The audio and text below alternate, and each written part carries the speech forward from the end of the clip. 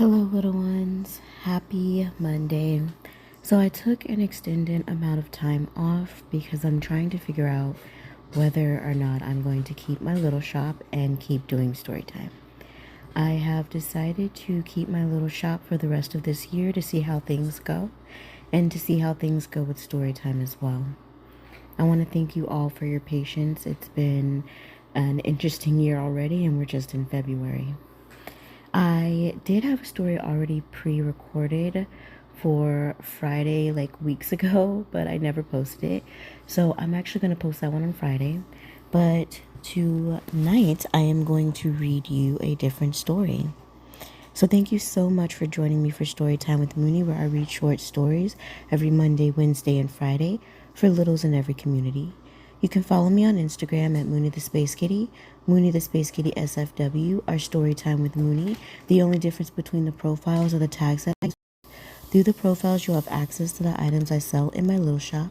Now grab your stuffy and get real comfy. Tonight's story is Why the Hippopotamus Lives in the Water. A long time ago, there was a huge hippo. Nobody except the hippo's family knew his name.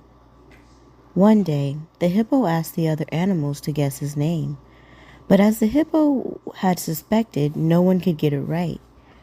"What would you do if I told you your name?" asked the little tortoise. "I would be so ashamed that my family and I would leave the land to live in the water," replied the hippo. "We would only come out at night to feed. Soon."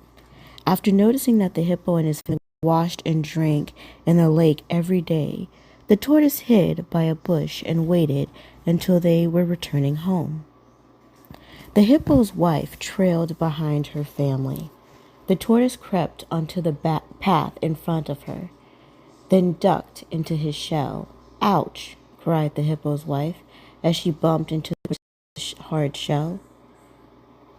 "Asantim, my husband, I've hurt my foot." Later, the tortoise told the hippo his name, and Ashantin kept his promise. And that's why hippopotamuses live in the water. The end. Thank you so much for joining me tonight. I hope you feel safe, and I hope you feel loved. Good night, little ones. And also, just a side note, I will be keeping up with my schedule, like I said, for the rest of the year. If there is a story that you'd like to hear, just please let me know. I hope you have sweet dreams. Good night, little one.